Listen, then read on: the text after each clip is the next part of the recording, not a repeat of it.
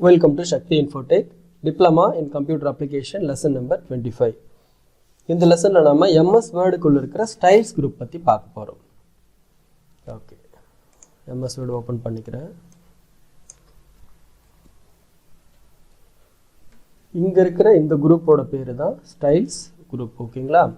Styles அப்படினா ஒரு விதமான வடிவமைப்புல நமக்கு தேவைப்படுது அப்படினா டெக்ஸ்ட் இதுக்குள்ள போய்ட்டு நாம சூஸ் பண்ணிக்கலாம். இந்த ஐகானை கிளிக் பண்ணோம்னா இங்க பாருங்க இது வந்து நார்மல் அப்படின்ற ஒரு விஷயம்.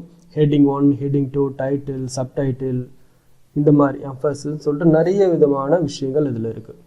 அப்போ இதை கிளிக் பண்ணா அந்த டெக்ஸ்ட் பார்க்கிறதுக்கு எப்படி மாறும் அப்படின்றது இதிலே கொடுத்துட்டு இருக்காங்க. அப்போ எந்த மாதிரி வேணுமோ நம்ம என்ன பண்ணலாம் அதை கிளிக் பண்ணி யூஸ் பண்ணிக்கலாம். உதாரணத்துக்கு நான் இங்க என்ன பண்றேன்னா இன்விடேஷன் அப்படின்னு டைப் பண்றேன்னு வெச்சுக்கோமே. இந்த ஹெட்டிங் 1 தான் அப்படினு இப்போ ஹெட்டிங் இருக்கு. அந்த ஹெட்டிங் நான் என்ன பண்ணுவேன் அப்படினா சென்டர் அலைன்மென்ட் பண்ணுவேன்.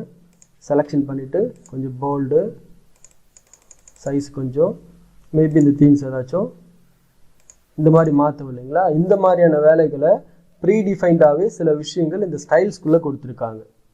ஓகேங்களா? நான் என்ன பண்றேன்னா இந்த இது க்ளோஸ் பண்ணிட்டு கிளியர் ஃபார்மேட்டிங் நான் ஆல்ரெடி கொடுத்த எல்லாத்தையுமே கிளியர் பண்ணிட்டு இப்போ நான் என்ன பண்றேன் ஹெட்டிங் 1 கிளிக் பண்றேன். என்னாச்சு? அப்போ இந்த ஹெட்டிங் 1 கிளிக் பண்ணா ஃபர்ஸ்ட்ல அந்த கண்டென்ட் என்ன ஆகும்னா இந்த மாதிரி மாறும். இதுவே நான் அடுத்து டைப் பண்றேன். இதுக்கு என்ன பண்றேன்னா ஹெட்டிங் 2 அப்படினு கொடுக்கிறேன். திரும்ப அடுத்த லைன்ல வேற சில விஷயங்களை டைப் பண்ணிட்டு இதுக்கு ஹெட்டிங் 3. இப்போ உங்களுக்கு இந்த வித்தியாசம் புரியுது இல்லைங்களா?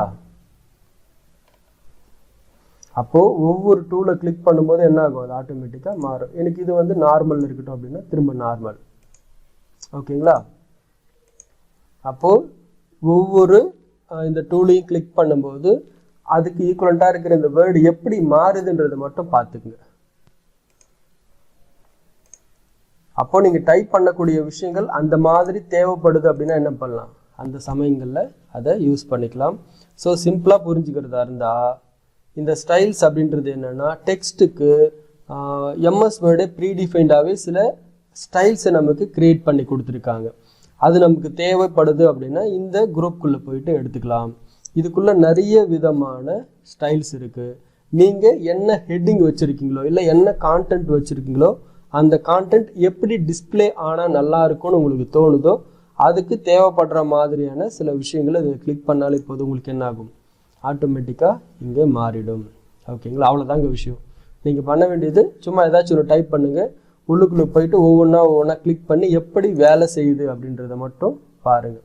இந்த மாதிரி எல்லாம் முடிச்சாச்சு எனக்கு இது எதுவுமே வேண்டாம் அப்படின்னா கூட ஈவன் நீங்கள் என்ன பண்ணலாம் கிளியர் ஃபார்மேட்டிங் அப்படின்ற ஆப்ஷன் கொடுத்தீங்கன்னா நீங்கள் ஸ்டைல்ஸ்குள்ளே அப்ளை பண்ண எல்லா ஃபார்மேட்ஸுமே ஆட்டோமேட்டிக்காக கிளியர் ஆகிடும். கான்டென்ட்டை டைப் பண்ணுறீங்க, நிறைய ஸ்டைல்ஸ் அப்ளை பண்ணுறீங்க, வேணாம் அப்படின்னா கிளியர் ஃபார்மேட்டிங் கொடுத்து கிளியர் பண்ணிவிட்டு எப்படி ஒர்க் ஆகுதுன்றது மட்டும் செக் பண்ணிவிட்டு வாங்க. இது ரொம்ப சிம்பிளான விஷயம். அடுத்த லெசனில் எடிட்டிங் அப்படின்ற குரூப்புக்குள்ள இருக்கிற ஃபைண்ட் ரீப்ளேஸ்ன்றது பார்த்தீங்கன்னா கொஞ்சம் ப்ரீஃபாக பார்ப்போம். தேங்க்யூ.